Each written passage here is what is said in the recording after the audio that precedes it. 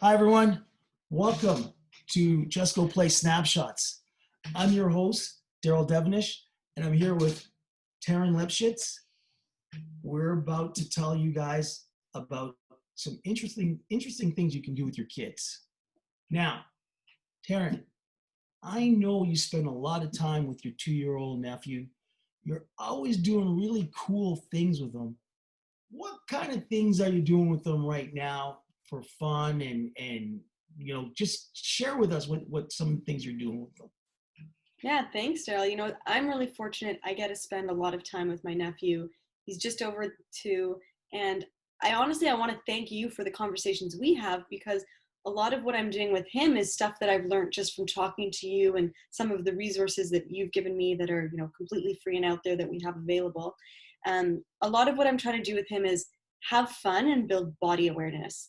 So, it's not like I'm sitting there being like, do 10 squats and run like this. It's really about getting him to have fun. So a good example is even when we're playing in my apartment and, we make up silly games where we're doing butt scoots around. So he's learning how to pull himself back and forth in different positions. Often when we're running, I try to get him to go side to side. So he's building that hand-eye coordination and that agility to move like that, to start and stop. And, this weekend, even what I started teaching him is how to walk backwards, which seems like a bit of a strange thing when you're an adult.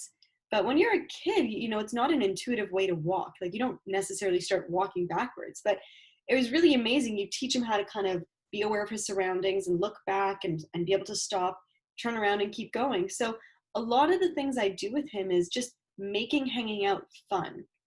And it's really about spending time with your kids and getting them to build that awareness, whether it's throwing or kicking or building or going down a slide. Day to day you see these improvements. And I think especially now with COVID still going on and unsure of, whether kids are going to go back to school or daycare or they're going to stay home, as a parent or a guardian or someone very involved in their life, it's going to be really even more important to keep that activity day to day and keep them entertained and learning because the growth curve at that age is so high and so amazing. So Daryl, what I want to ask you now, because my nephew's only 2 and there's still a long way for him to go in terms of learning about body awareness and movement. When kids start to get a little older, what are some of the things that you start doing with them so they really start to build in the fundamentals and, get those really strong skills? And I'm talking, he's 2, my nephew, but 8, 9, 10-year-olds. Okay, that's a great question. I want to give you a little applause though because you have become a master at free play with your little guy, and people don't realize how important this stage in their life is. Self-discovery, that whole self-awareness that you're talking about, like this is the foundation. People don't realize that this is going to affect his decision making. You know what I mean? Like he's going to go out in the world and it's like, wait a minute, that's too tough, or that's good. I can make that. I can't make that.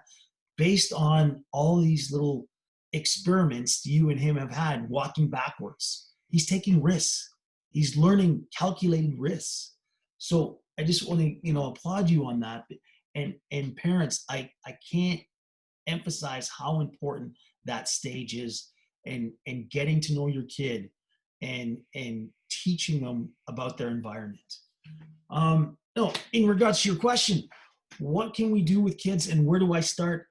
I usually start with kids' posture, right? As soon as I see kids, I can tell you want to teach them how to move with good posture, how to run with good posture, how to do exercises with good posture.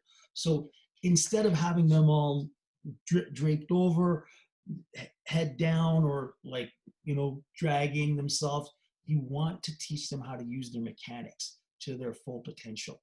So posture is where I usually start, and they don't even know. I'll do planks with them. I'll have them stand and say, okay, stand tall. Don't let me push you over, right? You're the tree, I'm the wind. You can't let me push you over. And I teach them how to stand with good posture. Then I have them move. I'll have them moving and I'll be trying to push them over and I'll say, okay, remember you're a moving tree now. And so I'm teaching them how to move, with good posture. Then I move into running, how to move, how to run straight, how to run diagonal, how to run. So all these things transfer well. We start throwing things, a lot of, catching a ball, receiving a ball, moving and catching a ball. So lots of little games that you can play with these guys to help them become familiar with their body, but also not be afraid to try new things.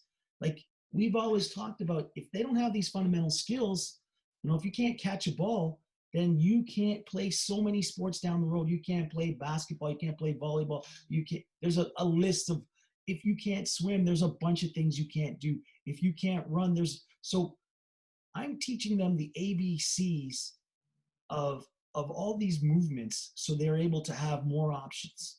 It's like currency. The more fundamentals they have, okay, the more options they have to do things later on in life. So it's really, if you were to ask me to break it down, it's how to move with good posture, how to be aware, mobility, flexibility, strength, how to hold themselves, and how to move.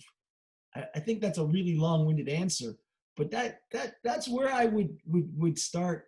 And again, every kid is different, because when I meet them where they are. So if they're good, if they're posture and they can run already and do all those things, I don't bug them. I might talk about it, and then say, hey, you're a really good runner. You run with your arms, you run with your head straight. I just meet them where they are. And that's what I think coaches should be doing, is helping these guys understand what's good, what they can work on, but in a fun way. I So love I'm not that. sure if I covered that. Yeah, no, I love that. And I think it's so important that I've learned so much just in our conversations and some of the resources you've given me. And I think for anyone listening, it's so important to know that we have lots of free resources through Just Go Play for parents, coaches, organizations, athletes to take advantage of and learn about, how to work with kids and meet them where they are and build that slow progression so that they see their own personal development. And I think, what's been so important is remembering to just go play. Just go play. That's all these kids need to do. Just go play.